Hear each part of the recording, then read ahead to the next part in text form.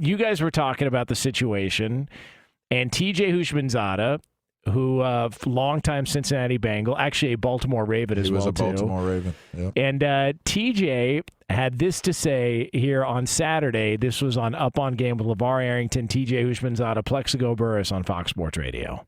They feel Lamar's ready to play. That's not my opinion. I was told this.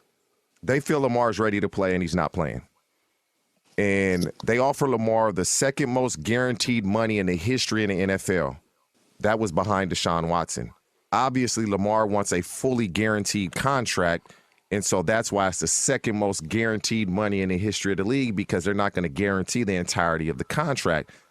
Lamar wants a guaranteed contract. The NFLPA is pushing for him to get a guaranteed contract. I don't believe the Ravens are going to fold on that and give him a fully guaranteed contract. And so now you're playing this game of cat and mouse, and who's going to come out on top? The Ravens need Lamar Jackson. That's the problem. When he plays, they win. When he plays, they average over 20 points a game.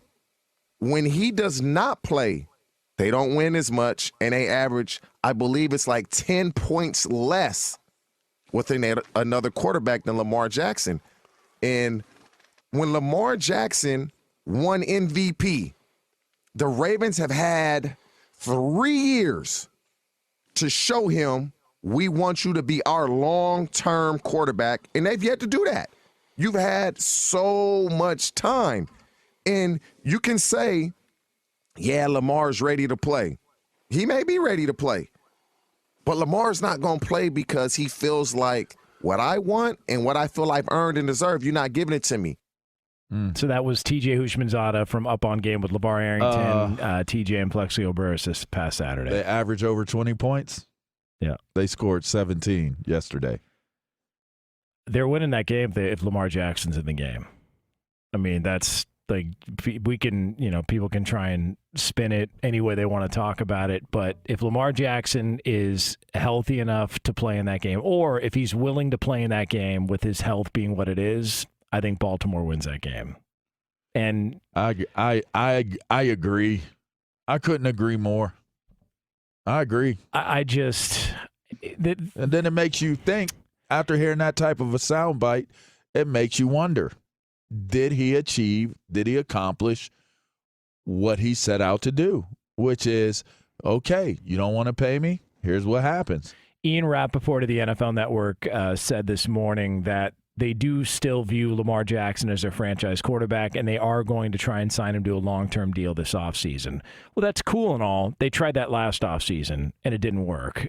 It feels, and he was healthy. Yeah, and it feels like we're heading in a direction where somewhat healthy. Franchised, probably going to happen if they can't get that deal done, and then we just continue to play this thing out. And you see a similar comp to that when it comes to Dak Prescott. Dak Prescott did the same thing, and what's interesting is Dak Prescott, after he signed the franchise tag, ended up suffering that injury, broke his leg, and they still gave him. Yeah, but it wasn't the most. No, it wasn't the most lucrative contract, and it wasn't the most guaranteed money contract. And I got news for you. Keep that in mind. Lamar Jackson's better than Dak Prescott. He's a former MVP, and if anybody's got a conversation to have about the type of money that you want, he's had a better career. Like, Lamar Jackson's better than Deshaun Watson. He's had a better career. He's got more credentials than Deshaun Watson. I can understand why Lamar Jackson is asking for what he's asking for. I just don't know that Baltimore is going to budge off where they were, and then that brings up the discussion, then what happens long-term with Lamar? What happens long-term is he's going to play under the franchise tag for as long as they can do so, and it's going to be a long, painful process that he's going to have to go through. It's almost like they can leverage the franchise tag to force Lamar Jackson into understanding that you need to take the contract they are offering you. There is no loss. There is absolutely no loss in getting the second highest guaranteed contract of a quarterback in the league, there is no loss in that. There's no loss. And in the end, you solidify any type of doubt just because listen, Deshaun Watson has that fully guaranteed contract. There are other quarterbacks you can say are better than Deshaun Watson in the league right now. They do not have a higher guaranteed contract than Deshaun Watson. So Lamar Jackson is not alone in that sentiment and in that feeling. Deshaun Watson's the third best quarterback in his own division. like Burrow's better, Lamar Jackson's better. Other than that, you got Kenny Pickett, and it's that's still early third in the best. process. That's still third best. And that's the contract he got. Let me ask you this though. Because the discussion about is he going to get a long-term deal, what he's going to get from Baltimore, the franchise tag, putting that, because that's going to be a discussion point until something gets done, or if nothing gets done, that'll still be the conversation throughout the course of the offseason. But when it comes to TJ saying they feel he can play and he's not playing, I think that sours the relationship. I see, and I agree with you, and I wonder, how does that land for teammates? Because, look, I've heard you and Brady talk about this before, to where when a teammate is having a discussion about a contract or wants to get paid, you want all of your teammates to make as much money as possible. But when it comes to a playoff game, and you got a guy who can play, but he's choosing not to because of the contract, and then you find out that the money he was offered is leaps and bounds more than anybody else on that team is making, how would that land with you as a teammate of Lamar Jackson? I think that'll hit different guys in a different way. Some will care about it, some won't. Some will say, stay out of his pocket and his business affairs, keep it football. And some will say that it's selfish. There will be all kinds of different opinions. But I think at this point, in professionals, they're aware. We've always known it's a business once you get to the league, but I think guys are way more aware, way more enlightened earlier about the business, how deep of a business it is to be a National Football League football player. So while I will say some people may have had hard feelings about it because, well, obviously they would probably be preparing for this upcoming week's game because they would have probably knocked off the Bengals. I think they would be upset. I think there's some people that harbor hard feelings because they're sitting in that locker room like, if we had Lamar, we would have won this game, 100%. But I think where it really hits is with Harbaugh, with the coaching staff, with the owner, Brashadi.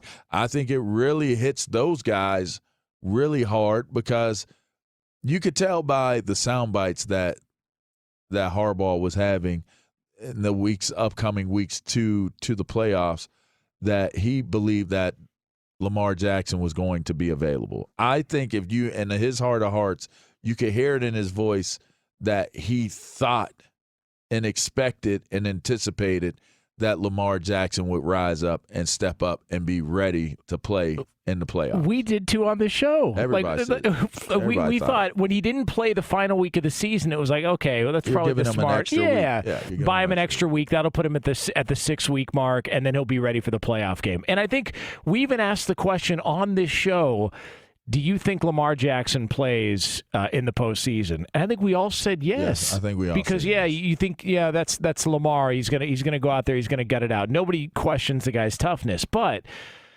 man, just to see the comments from TJ, who is not going to sit here and just make up a story on the air. He's connected to both organizations, the Bengals and the Ravens, and people talk to him. Yeah, and the idea. So him coming out and saying that, I think, just completely changes the discussion to where now, okay, this really is about business, and if he was able to play and didn't play.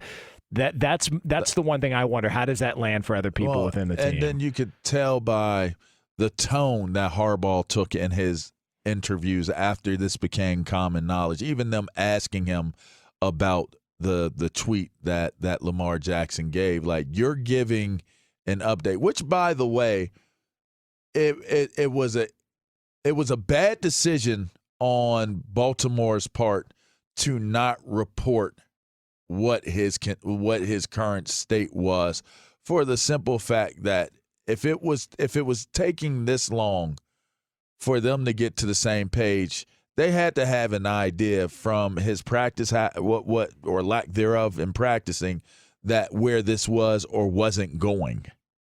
And soon as I saw that Lamar wasn't practicing, I would have got out ahead of this, because the further you get, the closer you get to the game, and he's not practicing, the more questions you're going to have to ask and answer in terms of what's going on with Lamar Jackson. He's your best player. Why do you guys not have more explanation on what's going on with him? Did you feel the same? Because I thought that them being as vague as they were about the injury update was them playing, kind of being a little bit coy about the fact that, yeah, he's going to be out there for the postseason, but we don't want to let on the fact that he is going to be available for the playoff game. It's very possible. I thought that was where we were headed with all this. And then now you look back and you just go, the whole the handling of it was so odd. Like the messaging was weird. And it makes it horribly.